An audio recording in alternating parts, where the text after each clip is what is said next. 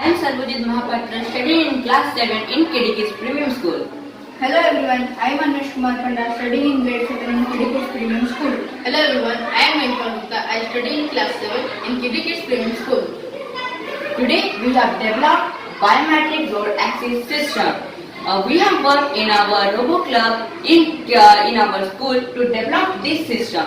As you can see, here are two devices. This is the system which functions to open and close the door, and here is the biometric device.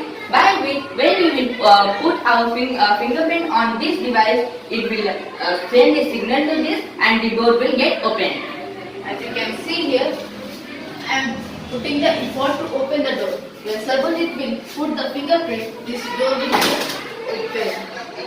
And when I will leave again, it will get locked.